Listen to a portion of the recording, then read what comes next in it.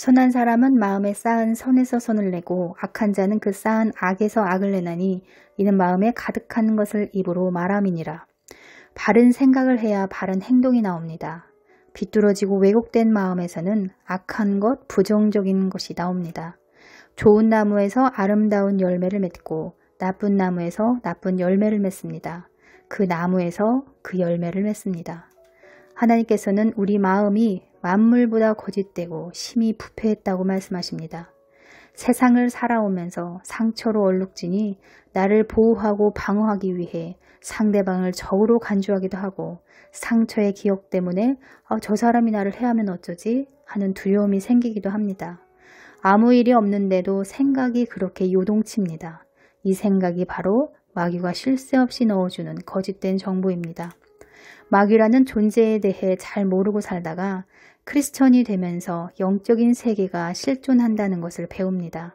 잠잘 때 빼고는 수많은 생각이 들락거리는 것 중에 대부분이 마귀가 넣어주는 잘못된 정보들을 받아들이며 산다는 것입니다.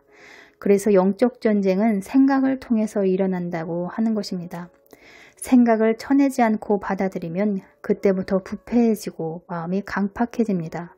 사나워지고 누군가 미워지고 괜히 분노가 일어나고 음란한 생각들이 듭니다. 크리스천이지만 이 생각에서 패배하기 때문에 하나님의 음성보다는 마귀의 음성을 더 많이 들으며 살아가는 것이 현실입니다. 우울하신가요? 우울의 영의 지배를 받기 때문입니다. 시기질투가 나나요? 시기질투의 영 때문입니다. 이것은 내 마음이지 내가 아닙니다. 나는 그리스도 예수 안에서 참나, 새로 거듭난 영입니다. 나라고 믿고 있는 옛자의 마음과 새로 거듭난 영적인 존재인 나를 동일시하는 게 아니라 분리해서 볼 줄 알아야 합니다. 분리해서 본다는 것은 생각이 들어오는 즉시 그것이 마귀가 주는 것인지를 분별하고 우울함이나 열등감, 시기질투가 느껴질 때 그 생각과 감정을 따라가는 게 아니라 곧바로 거절하며 회개하는 것을 말합니다. 우리 마음은 너무나도 왜곡되어 있고 부패했으며 세상에 썩어질 것들이 마음 안에 가득하기 때문에 죄에 대하여는 너무나 익숙해서 자연스럽게 받아들입니다. 평생 죄의 노예로 살아왔기 때문이죠. 그러나 하나님을 믿고 나서는 죄의 본성과 습성을 거스리는 삶을 살아야 하니 자아의 울부짖는 고통의 신음소리가 들립니다. 나를 너무 사랑하고 죄를 너무 사랑하기 때문에 끊고자 하는 마음보다는 적당히 타협하며 삽니다. 이렇게 두 마음을 품고 살아가는 우리를 너무나 잘 아시는 하나님께서는 하나님의 자녀답게 살게 하기 위해 마음을 다뤄가십니다.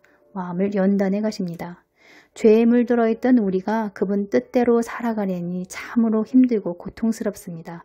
자기 부인이 힘든 이유이죠. 이렇게 살도록 내버려 두었다가는 하나님의 법, 공의의 법에 누구도 온전히 살아남지 못하니 고난과 연단의 풀무 속에 넣어 정결케 하시는 이유입니다. 하나님께서 거룩하니 우리도 거룩하게 만들기 위해 일을 하시는 것이죠. 일하실 때 말씀에 반응할 것인가 그렇지 않을 것인가는 전적으로 우리의 자유의지에 달려 있습니다. 우리의 선택에 달려 있습니다. 반응하며 순종하는 자에게는 은혜와 긍휼의 법대로 불순종하는 자에게는 낮추심이 있는 것이죠. 우리 삶에 다양한 문제들이 있습니다. 그 문제를 통해서 나오는 나의 반응, 쓴뿌리 내 마음의 상태를 그분은 받길 원하십니다. 그분은 우리의 마음을 받으시는 분이십니다. 상한 마음, 죄된 마음, 불안, 염려, 두려움 등 다양한 마음을 받길 원하시고 회개를 통해 옛자의 마음을 새롭게 해주시길 원하십니다. 그래야 하나님 자녀답게 새로운 피조물답게 빛과 소금의 역할을 감당할 수 있는 자녀로 살아갈 수 있기 때문입니다. 무엇보다 우리 자신이 진리 안에서 자유해지니 그분 안에서 행복하고 평안한 삶을 살 수 있겠지요. 그것을 기뻐하십니다. 그걸 누리길 원하십니다. 마음이 다뤄지지 않고서는 불미스러운 일들이 발생하기 때문에 그분의 영광을 가리는 일들 뿐만 아니라 하나님을 대적하고 또한 자기 자신에게도 수치가 되지 않습니까? 그래서 더더욱 마음을 지키라고 하는 이유입니다. 마음은 어떻게 지킬 수 있을까요?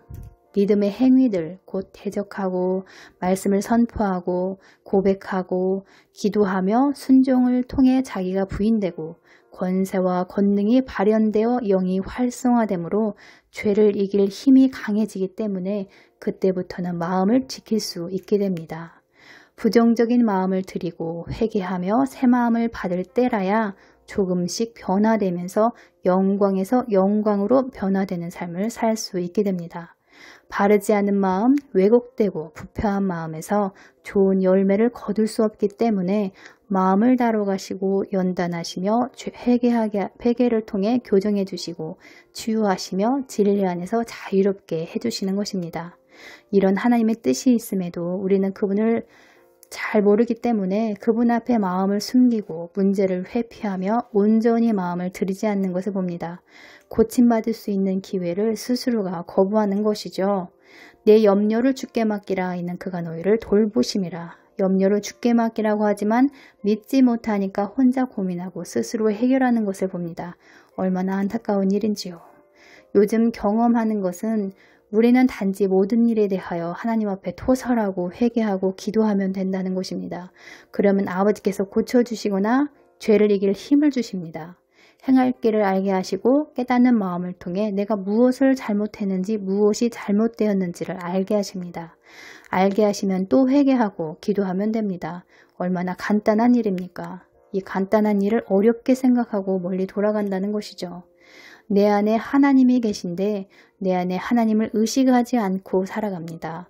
그분이 모든 문제를 해결할 수 있는데 혼자 고민하고 다른 곳에서 문제를 해결하려고 합니다. 우리 잘 되라고 이 모든 일을 계획하시고 우리 삶을 주관하는 것이니 더더욱 하나님을 의지하며 침노하는 자가 되시길 축복합니다. 아버지의 마음 문을 두드리고 우리 마음 문도 활짝 열어서 내가 아버지 안에 아버지가 내 안에 계신 삶을 통해 풍성한 열매 맺는 자녀 되시기를 축복합니다. 오늘도 승리하세요. 감사합니다.